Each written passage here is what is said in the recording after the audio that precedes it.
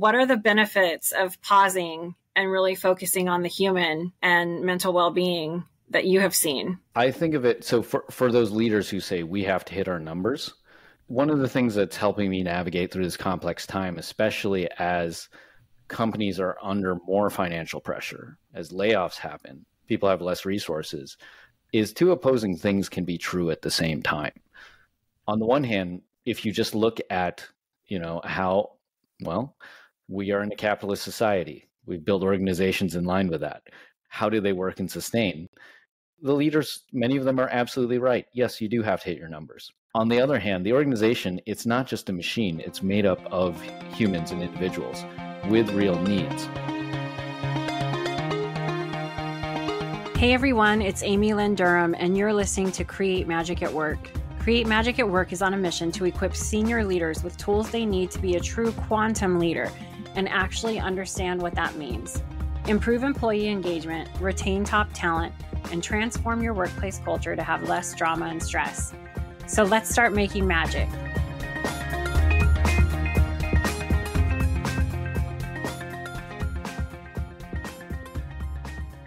Hi, everyone. Welcome to Season 6 of Create Magic at Work.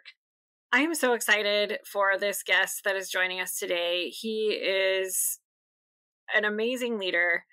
I actually met him through a fellow friend, and I was like, oh my gosh, you have to be a guest on the podcast sharing these amazing thoughts for all of the Create Magic at Work listeners. So today we have Newton Cheng. Newton is a husband and father, a competitive power lifter. We're going to get into that. And is the director of health and performance at Google. His goal is to offer a different model of vulnerable leadership that inspires culture change in the workplace so that we can take better care of ourselves and each other. Wouldn't that be a gift for 2024? Drawing on his unique background at Google, as well as his journey to becoming a world champion powerlifter, he has unique expertise in the intersections of health and well-being and performance of individuals and teams. Despite still working as an executive at Google, Newton has openly shared about his struggles with mental health and burnout in order to model what it looks like to pierce the stigma around mental health. Bravo, Newton. Thank you for that from all of us. He's spent his 15-year career at Google developing, launching, and scaling global programs aimed at helping Googlers to thrive. Today, he oversees a global portfolio of Google's physical and digital health and well-being amenities.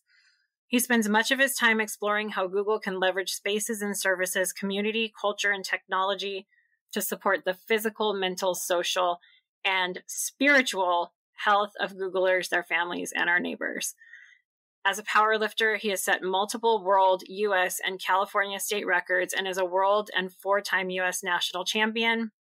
Newton was born and raised in Macomb, Illinois. Did I say that right? Macomb? Macomb, Illinois. So they call people from Macomb, Macomie homies.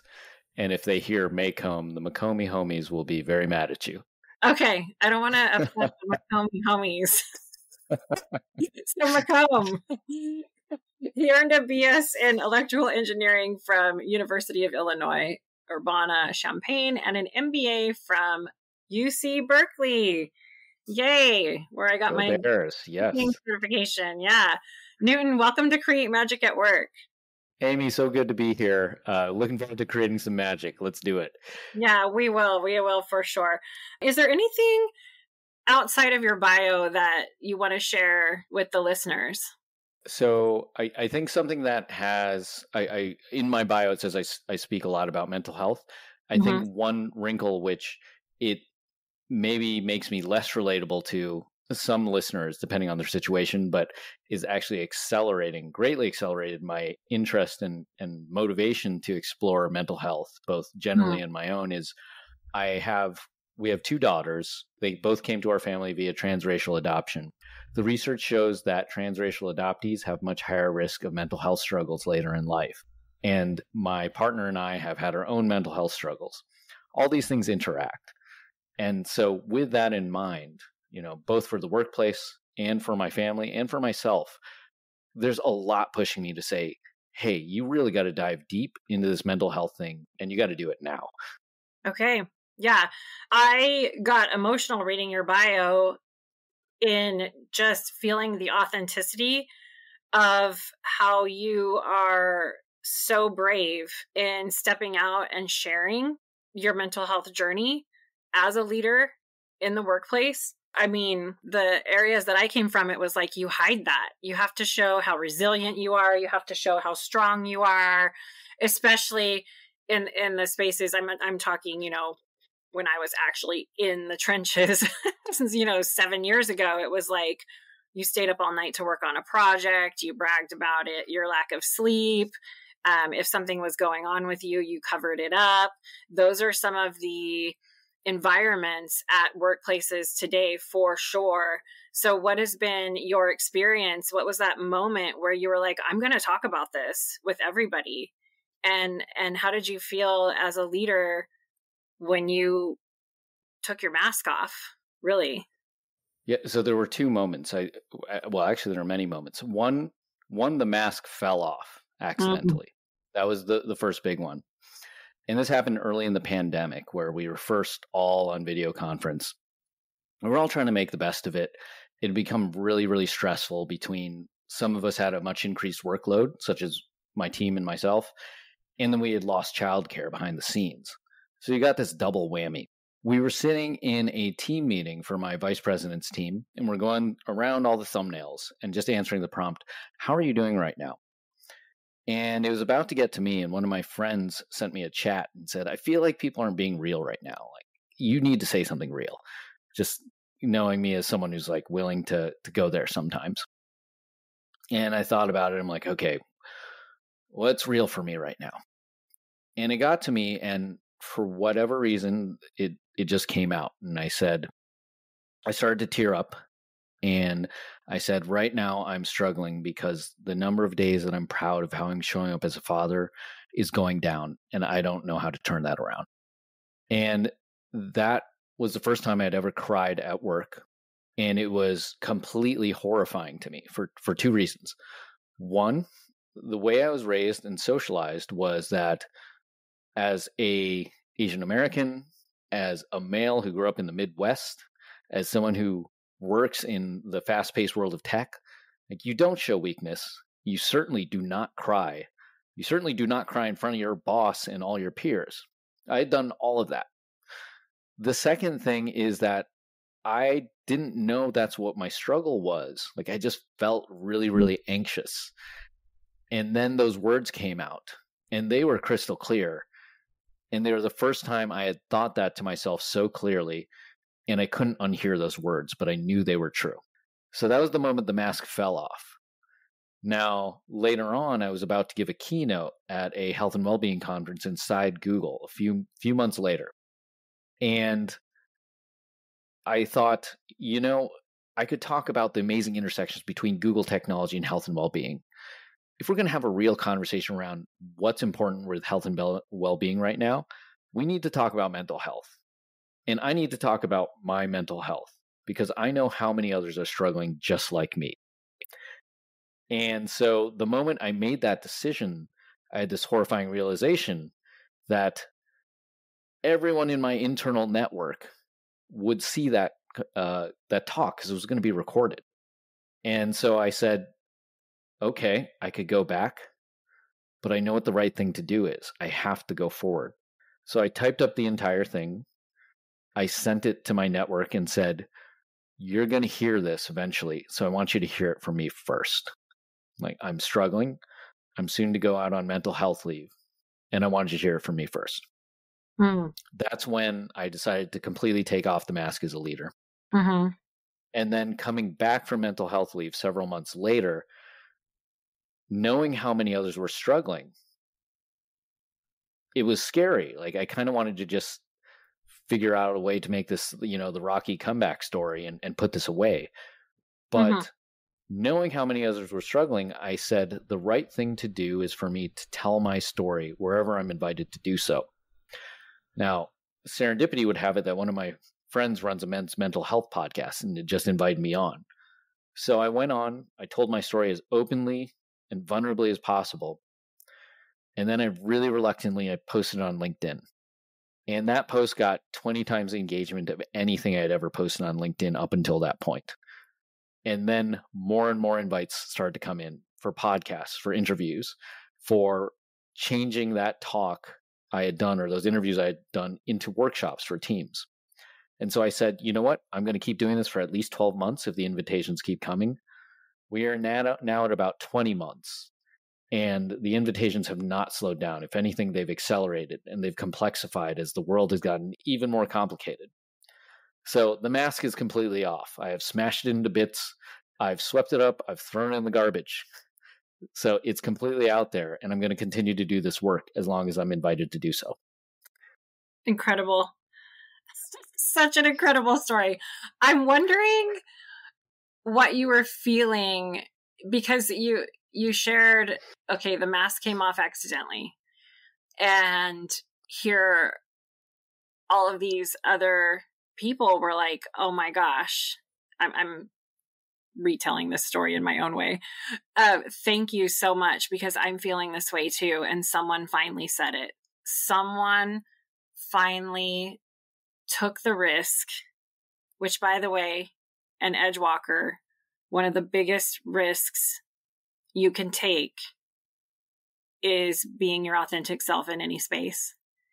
And that is really what you did. There's 5, I'm an edge walker facilitator and coach as well. And there's 5 skills and 5 qualities of an edge walker. And one of the skills is risk taking.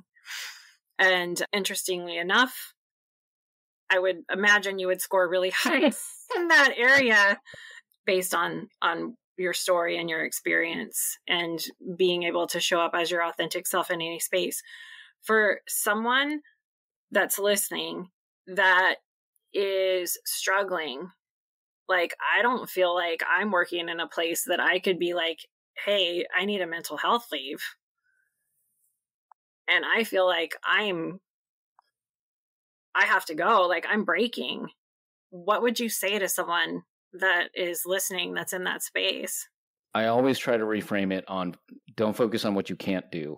Focus on what you can do and see how many of the assumptions you can throw out. So, for example, for that person, they've said, I need a mental health leave. If we put that off the table for a second and say, okay, that's not going to be step one. You know, I believe you about your situation. Let me just start there. Mm-hmm. I haven't found a situation where it's so binary where they'd say, I can't tell anyone. If I now lower the bar a little bit and say, who can you tell? Like, you know, maybe in your workplace, let's start within your workplace. Who could you tell? And then you can start playing around with what would you tell them? So I really like this rule of thumb from a thought leader, Carol Robin. Mm-hmm. And she has a book called Connect. And she talks about going just the 15% rule. Go 15% out of your zone of comfort. And so you have the zone of comfort where you can do behaviors really easily. You have the zone of danger where if you push that far, you might freeze. You might completely, go off the rails. Who knows? Mm-hmm. She says, can you just try to go 15% beyond your zone of comfort? And so I would spend some time with them saying, okay, let's pick a person you feel like you could talk to. What does 15% beyond your zone of comfort look like right now? Like, it might not be, oh my gosh, I am waking up every morning depressed and I really need to go on mental health leave. It might be, hey, I just wanted to talk to someone. Like, I'm kind of struggling right now. And I just want to know, like, am I the only one? How are things going for you? And see if you can just get some resonance and especially connection so that you just feel less alone in those struggles. I would start there. From there, the 15% rule, you apply it over and over and over. So once you've done that and you're like, okay, this is now my new zone of comfort. I can talk to this person and I can say these things. What's the next 15% and the next 15%? And if you do that, you might not get all the way to the mental health leave. You might, but you're going to find more people, more connection, and more options on how to care for yourself in your particular situation. Yeah, thanks for sharing that. That feels digestible, right? Like something like it doesn't have to feel so big, like this big moment, but something like I can take this micro step towards having connection and maybe figuring out what's going on here. I love that. Now, can I offer like a prediction on what will happen? Sure. Based on my own experience. So if you are in a pressure cooker, that's one of the yes. So if you're in a pressure cooker environment, it's not a big stretch to say there's probably some other people struggling. That's step one. Step two, if I look at the external research, it's around, well, if I look at McKinsey or Microsoft in terms of struggles with mental health or struggles with burnout, respectively, for those two organizations and the research they did, about 1 out of 2 people will be struggling. So we're like, well, I can almost like just pick a person at random, and there's a good chance I'm just going to hit someone who will say, oh my gosh, I'm struggling too. What I found was once I started using the 15% rule, that absolutely happened, one. And then two, what happened was people jumped all the way to, you should take a leave. Because they'd say, actually, I took a leave a few years ago. Here's what was happening with me. Here's what it looked like. What you're describing, it sounds a lot like me. Let me help you. And so not only was I less alone, soon I was much more capable of figuring out the way forward because I had like really informed help that I didn't even notice there. Yeah. Thank you for sharing that. I keep going to this with spiritual intelligence, and then the Edgewalker skills and qualities fall under change management, right?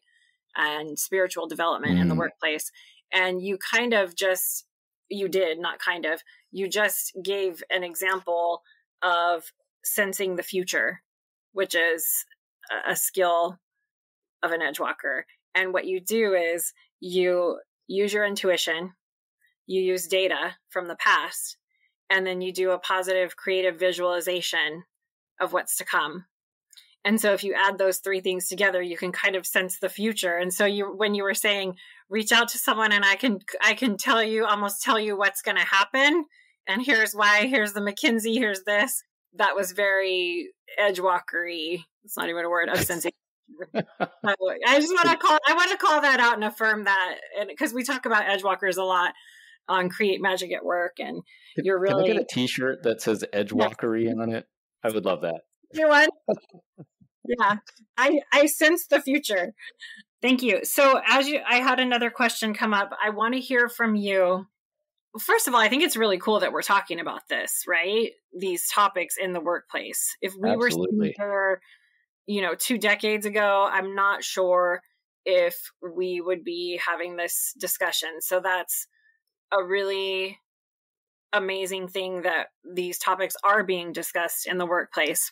For leaders that are working in situations where they feel like they don't have permission maybe to step forward and help cultivate mental well-being and health in their spaces.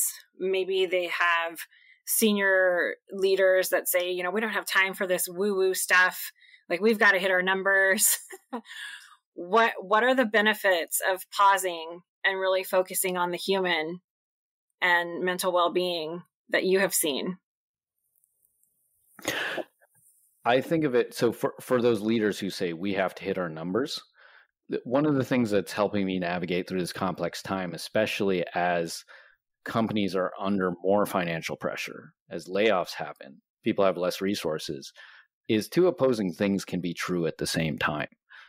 On the one hand, if you just look at, how, we are in a capitalist society, we build organizations in line with that. How do they work and sustain? The leaders, many of them are absolutely right. Yes, you do have to hit your numbers. On the other hand, the organization, it's not just a machine. It's made up of humans and individuals with real needs. So what I'll often do is I will you could call it a form of code switching. Mm-hmm. I'll stop talking in human terms and I'll just go into like my strategic workforce planning terms. Well, I'll say, I absolutely agree. You must hit your numbers. Let's look at the data, though, of how your workforce is sustaining. And let's look at some hard data around things like leaves. And for those leaders, many of them, they're very aware of how many are taking leaves in their organization or how productivity is lagging. And so what we can say is, okay, if you continue down this path, we have plenty of research to show that some amount of your population will end up on leave. For those who stay, they're going to be working suboptimally. So you're going to start to have an increasingly haggard workforce. That's just, you could call it presenteeism. You could just say like people are going to get worn down. Mm-hmm. And on the one hand, you could say you need to toughen up. Like that doesn't sound like much of a strategy for me. Like, how do you think that's going to play out for you? So if you can keep pushing things in the short term, but what is your long-term plan? If this percentage of people will end up on leave, this percentage of people will end up suboptimal, and you still have to hit these numbers because the math no longer works in the long term. So if you're going to be a diligent leader, yes, you got to push in the short term. You also need the plan for the long term. Mm-hmm. Yeah. And the cost, right? I mean, if we're going to talk numbers, it's not just about hitting that goal. It's the cost of everyone leaving and the disengaged workforce and all of those things that add up even more. And oh yeah, I didn't even talk about cost of attrition. Right. Huge. Yeah. And we're really talking about legacy today too. You talked about when you had the mask fall off, when you were like, I feel like I'm not showing up as the father I want to be, and that I feel like I could be aligned with. We're really talking about legacy, and what does that really mean? Who am I every day? What's the legacy I'm leaving today as the person I am behind my front door? Not only who I'm showing up as on Zoom, and what are these decisions that I'm making with my teams that will help ripple out on. So on that note, I want to hear from you what you feel a wise and compassionate leader is. Can we narrow that down a little? So wise and compassionate in the context of like how would you narrow that down? So I'm asking this question because there was some data that came out that said that if people lead from wisdom and compassion in the workplace, that we can decrease burnout by 64%, but you have to have both. And so tapping into wisdom from your experience, perhaps using you as an example, and then tapping into compassion from that when you're making leadership decisions for your team, that's the key to decreasing burnout at a significant rate. It's not workload per se, because if you have a wise and compassionate leader, they're going to recognize that and decrease the workload. It's not loneliness per se, like the Loneliest Workers of America report, because if you have a wise and compassionate leader, they're going to recognize at some point my team's feeling really lonely and isolated. So I need to do some sort of connecting activity, hopefully from Create Magic at Work, to bring them together. Just so I'm thinking with all of your experience, what is a wise and compassionate leader to you? What is a quantum leader to you? What does that mean to you from the space that you're leading in today? The statement I anchor to that I think gets maybe to some of those answers is treat everyone just as a human in a certain context. And so if I dive into that a little bit, let's say I'm talking to someone on my team and they're in a key position where a lot needs to get done and it might exceed their capacity. And so if I treat them as a human in a certain context, they have a variety of needs. There's, the self-care needs. Like you have so much capacity, you got a family, you have your health. If I undercut those for too long a period of time, that's not going to be good for you. It's not going to be good for our shared work. It's not good for our shared work. It's not good for your career. So that's one side of it. In the shorter term, I also have to state the realities of like, hey, you have joined an organization. This is the role and responsibilities. These are the shared commitments. So let's not treat this as me pushing you to do something. Like we have a shared problem to solve now. How do we address your human needs, whether they be for your self-care or for you managing your career, so you can get the financial gains that you need in the long term, and hopefully you're also getting things like meaning and purpose and connectivity out of your work experience. How do we partner together so that in the short term and the long term, you can both sustain and move forward in all of these areas? So at this point now, if you talk about wisdom and compassion, I think compassion is really keying in on where do the frictions in all of these competing tensions cause suffering for this person. And I'm not a wizard. I can't solve all that suffering in the moment, but we can name it and we can partner together to make sure that it's manageable over time.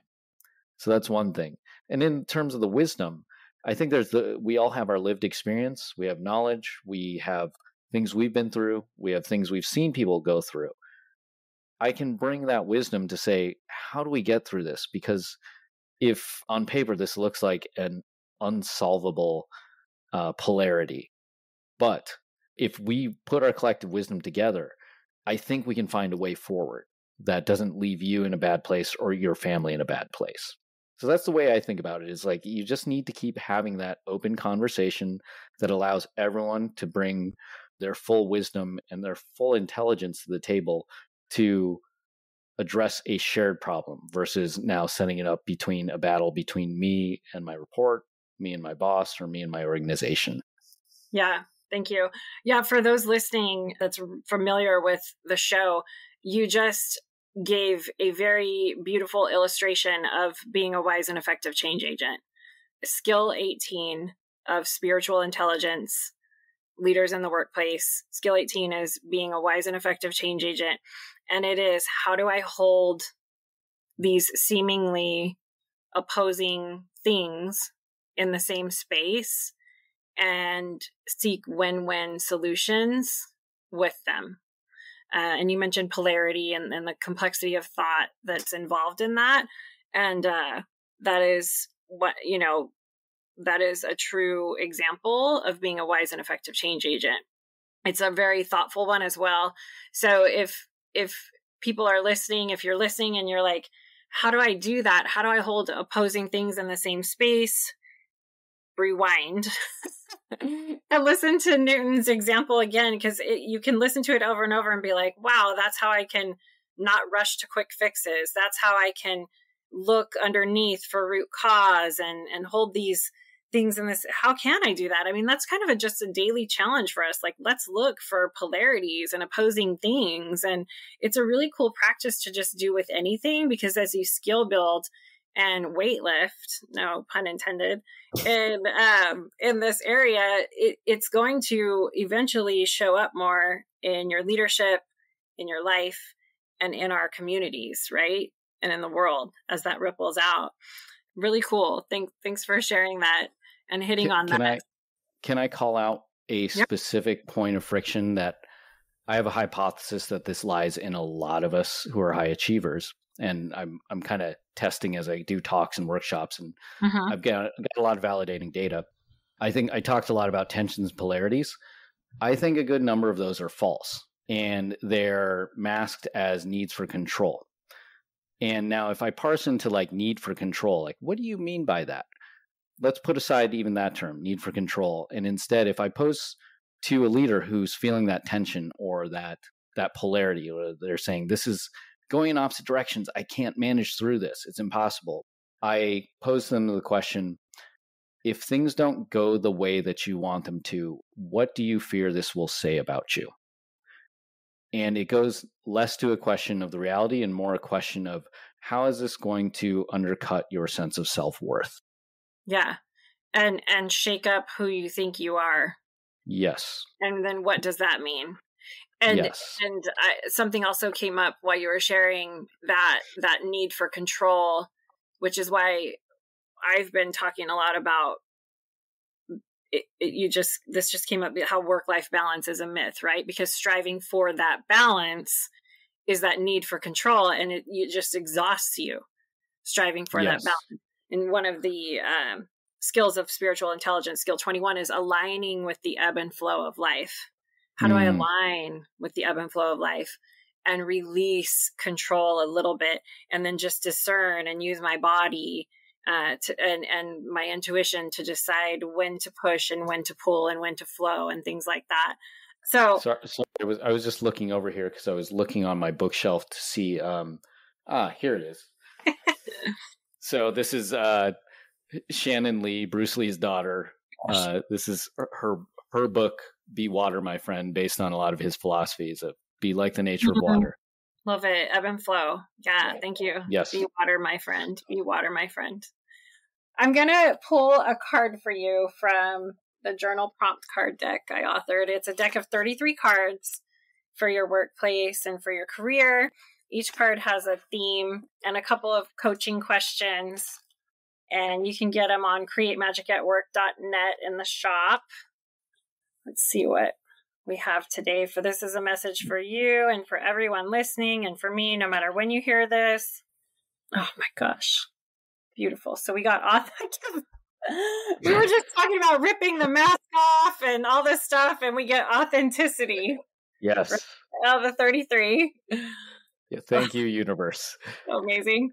So authenticity. I bring my whole self to all situations, including work.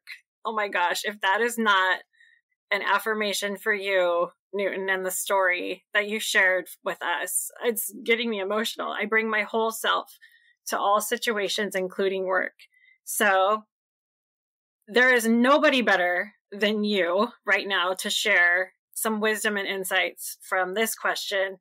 And it's, what are 2 actions that we can take this week that match being our authentic selves in the workspace? So first one, this one might come across as maybe counter to the message or controversial. Mm-hmm. I actually hate the phrase, bring your whole self to work. Okay. And there's a reason for that. I understand the intent of that phrase, and I very much support the intent.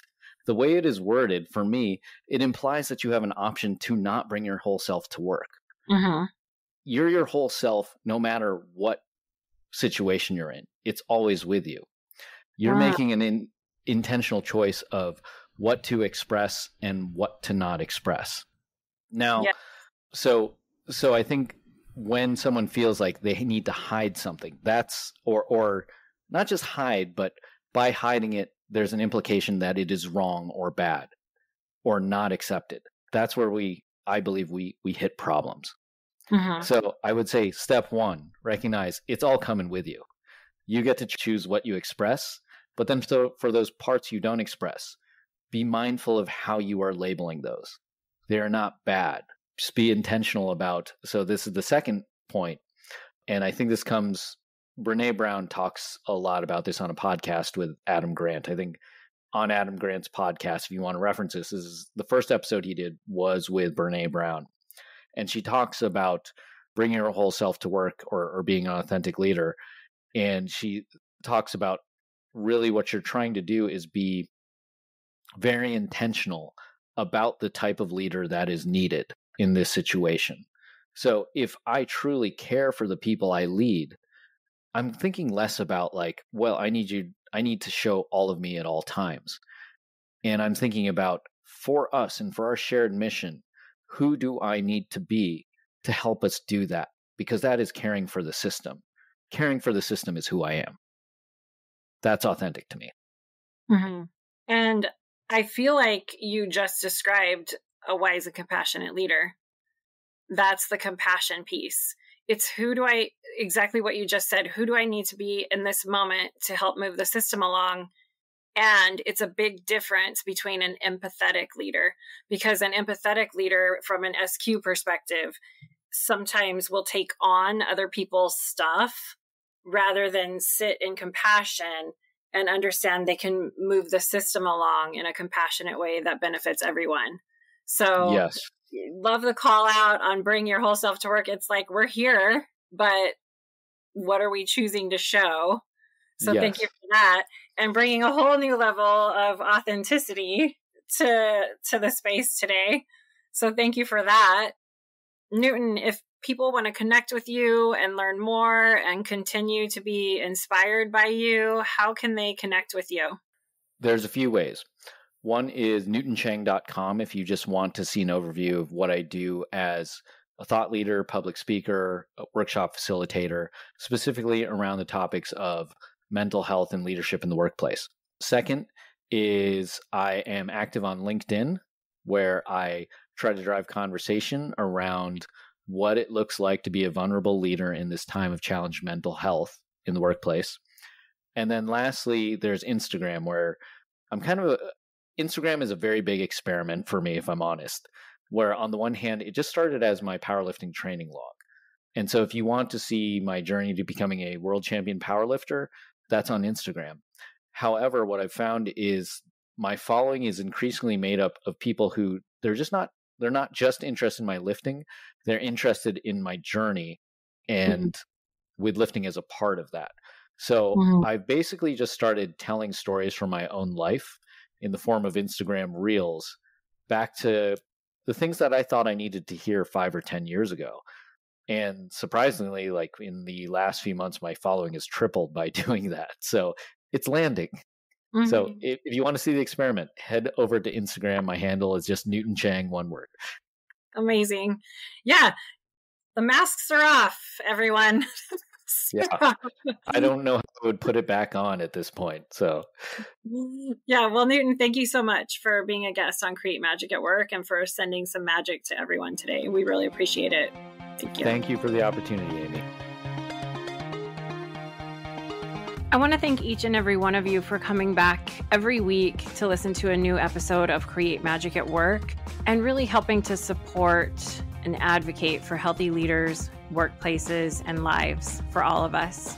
If you want any information on how to connect with me, click on the link in the show notes. You'll get access to all of the social media links for Create Magic at Work. Stay following along for more amazing episodes where we help you improve productivity and profitability in the workplace and decrease stress. Sending magic to everyone, and see you next time.